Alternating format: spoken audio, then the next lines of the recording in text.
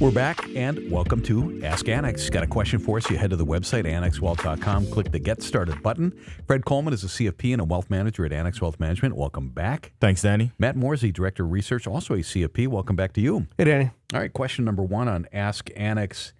If I can wait to take Social Security, why not just take it at 62 and throw the money into an index fund, maybe even a CD, just pretend like I haven't, quote, taken it, let it grow with the market. From my calculations, it'll be about 30 years to break even at age 94.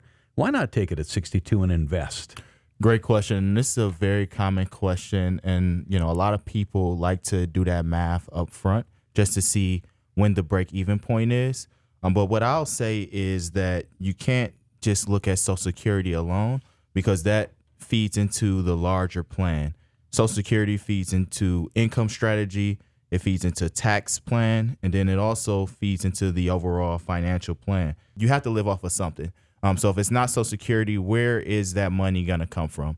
Is it going to come out of your investments? Because then you invest in the Social Security is going two different directions. Not only are you pulling money from your investments, but you're putting it back in with the Social Security. So that's kind of working backwards. Also, you have to look at, what is the tax strategy behind this? If you do pull money from Social Security, that money is taxable. Potentially, sometimes delaying what we can do is play into the tax strategy where you have more time for Roth conversions, optimizing tax strategy with capital gains and things along those lines. Lastly, looking at your life expectancy, that's going to be unique to everybody. Looking at, do you have longevity in your family? Are you married? Survivor benefits can potentially come into play. All those things should be taken into consideration when Social Security strategy is talked about.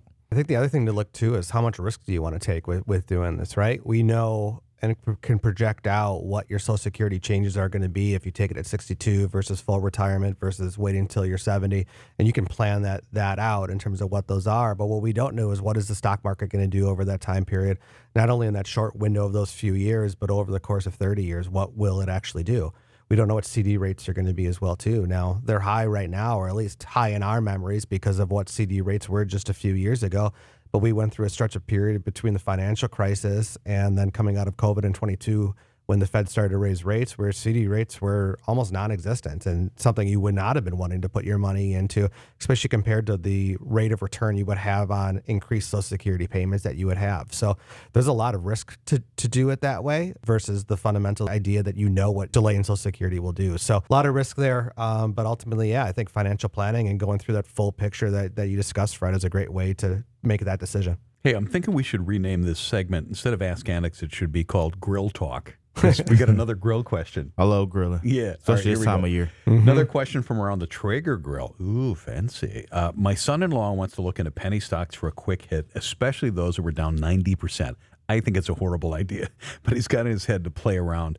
Has there been a company that's actually come back from that, or does it indicate the future death of a company? That's a good question. One, over the course of my career, I've talked to a lot of people about.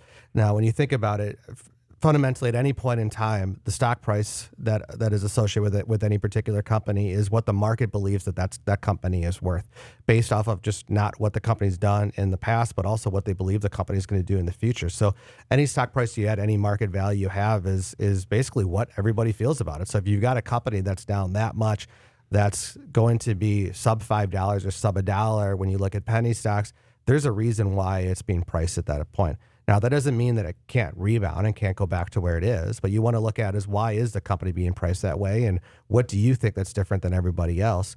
And getting back to, again, a little bit of why the company is there, is it company specific or is it more macroeconomic? Now, if you think of the tech bubble bursting, the financial crisis or COVID, the entire market went down quite a bit. It brought everybody down with it. Even really, really good companies, their stock prices got hit quite a bit.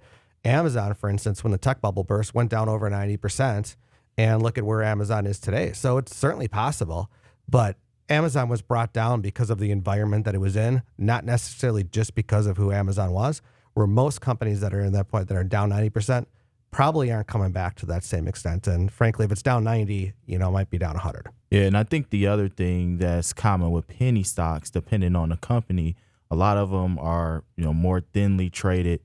So when you can look at a stock price and it could go up, it could be a penny stock, But then when you go to trade it, it's really only a paper game. And that stock price could drop 50, 60% in a second. Yeah, there's not a lot of liquidity in those names. There's generally a big difference between the ask, which is your buying price, and the bid, which is the selling price. And you might see that something traded at 50 cents, but when you look at what that actual quote is, it might be 65 cents to buy and 25 cents to sell because no one's placing trades in that. So that's a really good point, Fred. Fred, do you got a Traeger? I don't have a Traeger, but I need to upgrade. All right, you got a Traeger? I do not. You don't stand around those things, do you? I mean, isn't that like to cook for a long time? Yeah, I'm more of a charcoal guy. All right. All right. I'm just picturing this guy thinking, who did my daughter marry? That is Ask Annex. Got a question for us? Head to the website, annexwealth.com. Look for the Ask tab. Fred Coleman, CFP and Wealth Manager. Thanks. Thanks, Danny. Matt Morzy is Director of Research, also CFP. Thank you. Thank you.